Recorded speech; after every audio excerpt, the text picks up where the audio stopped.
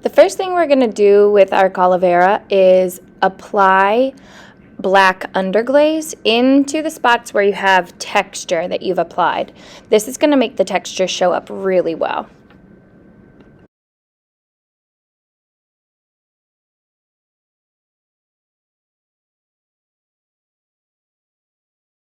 Okay, after you've applied all of the underglaze into the spots where you have texture, you're going to use a wet cloth to wipe it away.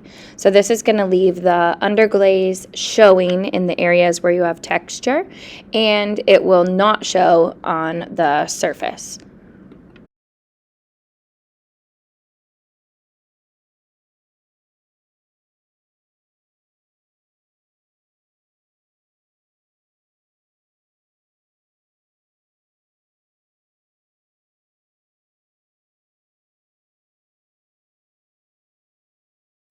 Couple of things to remember about glaze.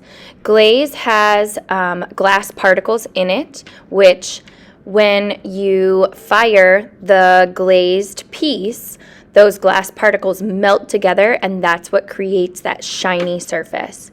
The first thing you're going to do is paint clear glaze onto the surface of your calavera, any area where you want the clay piece to be left white.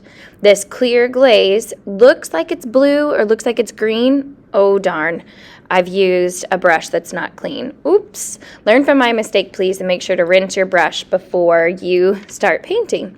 I'm going to wipe this off and start again. So as I was saying, it looks like the glaze is bluish or greenish, but I promise once it's fired, it will just be clear.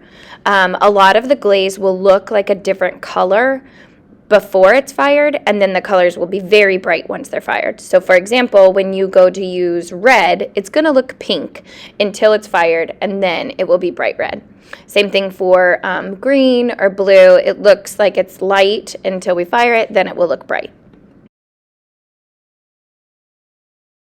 Okay, next important thing about glaze is you could glaze the sides of your piece, you can glaze the top of your piece, but you may not glaze the bottom of your piece. Any part that touches the table when it's sitting down needs to be free of glaze. Because those glass particles melt, the glaze will melt, and it will stick your clay piece to the kiln shelf when it's being fired, and I'll have to break it to get your piece out, which is a total bummer. So make sure that you don't have any glaze on the bottom of your piece.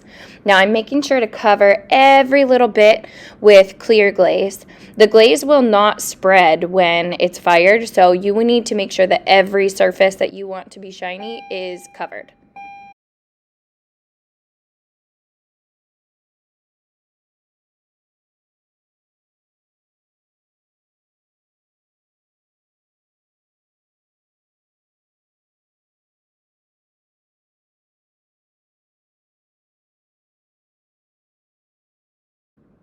Once you have every area covered with clear glaze that you want to be clear or white, you're going to start painting with colorful glaze. An important thing about colorful glaze is, number one, we don't mix the colors.